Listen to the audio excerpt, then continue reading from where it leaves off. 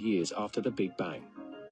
During this time, the universe was filled with a hot, dense plasma of protons, neutrons, and electrons, which would eventually cool and combine to form atoms. Singularities are fascinating because they represent a point where the fundamental laws of gravity are in the universe. However, Einstein's general relativity breaks down and becomes mathematical nonsense. Relativity, remember, it is the theory that describes space and time. But at singularities, not only do the spatial dimensions disappear, but so does time. Essentially, asking questions about a singularity is what they think the center of a black hole is. It is like the densest freaking form of gravity. Like at the center of a black hole, the way that they explain it, it has the mass of the sun inside the size of a grain of rice. Like, could you imagine a grain of rice being as heavy as the sun? That's crazy. But anyways, that's how they think the universe started, was within a singularity. But that still doesn't explain where the singularity came from. It doesn't explain the singularity. God is what they're saying. Always has been and always will be. Always been and always was. And fucking all that shit. The Alpha and the Omega. The beginning and the end. The first and the last. That's mind-blowing to think about, though, guys, that there's a being out there that was never created, just has always been and always will be.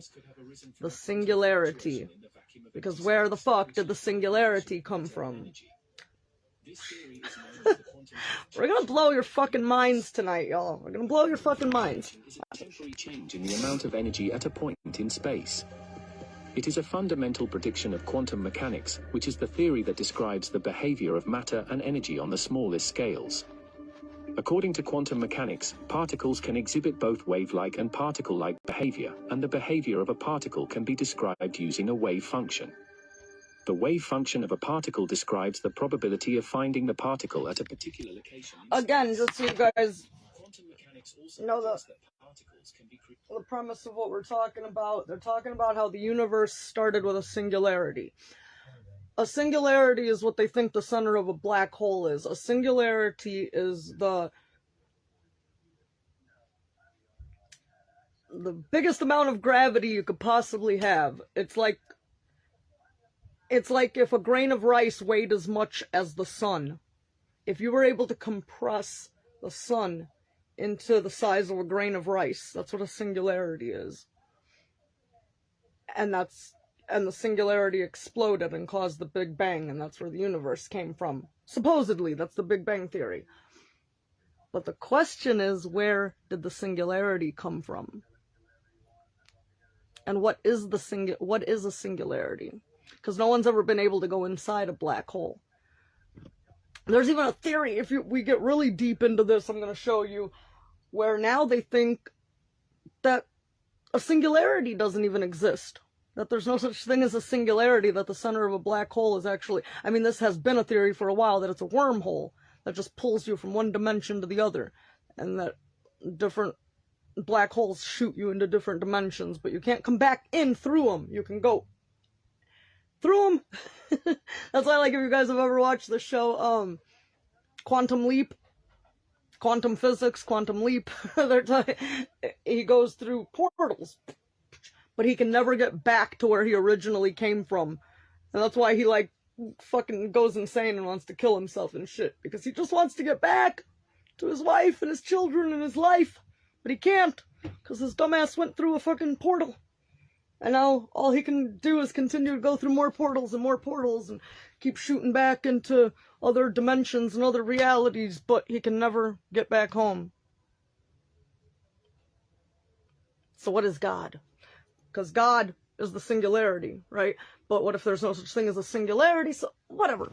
Mind blow shit. Mind blow. Told you I'm gonna blow your fucking mind tonight, y'all. We're talking about some serious shit. Quantum physics. Alright. Back to the universe. The process is known as pair production.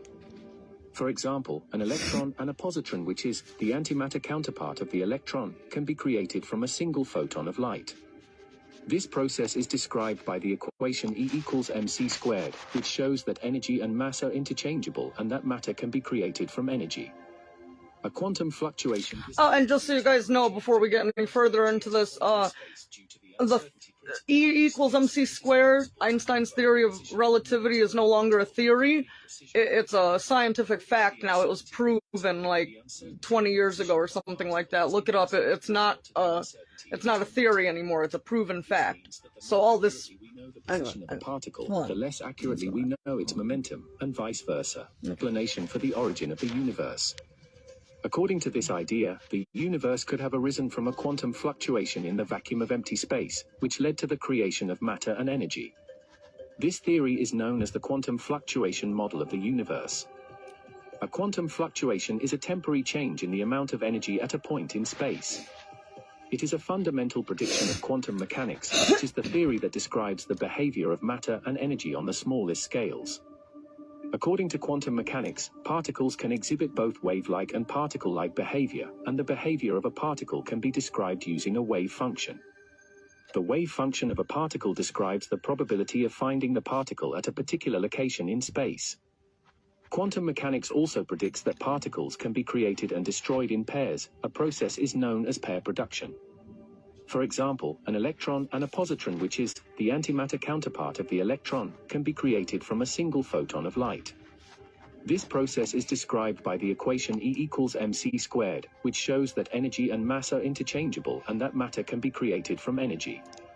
A quantum fluctuation is thought to be a temporary change in the amount of energy at a point in space due to the uncertainty principle, which states that it is impossible to know both the position and momentum of a particle with complete precision. According to the uncertainty principle, the uncertainty in the position of a particle is inversely proportional to the uncertainty in its momentum. This means that the more... Are we keeping up with any of this? The less accurately we know its momentum, and vice versa. That's tough. That's why people gotta go to college for like 12 years to become experts in this shit. As the uncertainty in the position of the particle leads to an uncertainty in its energy. These fluctuations can result in the temporary creation of particles and antiparticles, which can then annihilate each other and return to the original state of energy.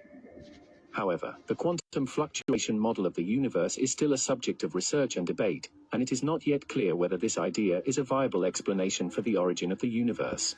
Right, because that's another question.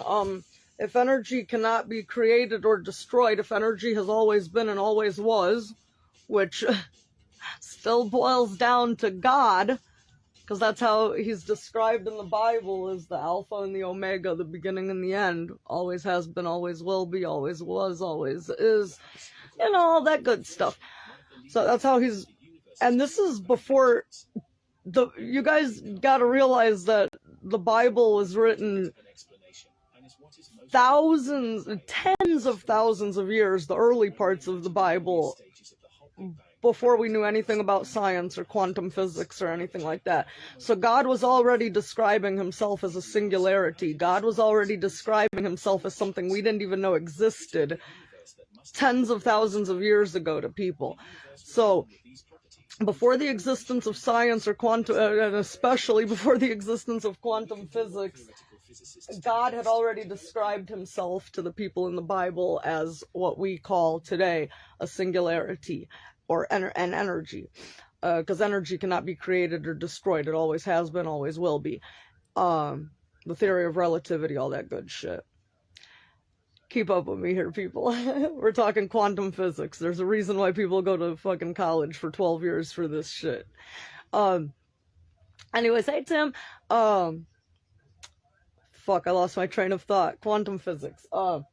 E equals mc squared. Energy cannot be created or destroyed. Always is, always was. Boils down to God.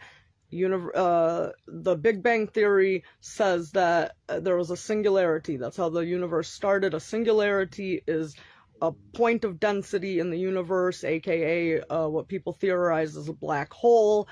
It's the densest point in the universe. It would be like taking the sun and compressing it down to the size of a grain of rice.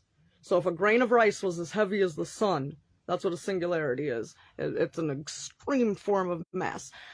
Anyways, that's how people think the universe started. That's the Big Bang Theory. It started off as a singularity and it fucking exploded and turned into the universe.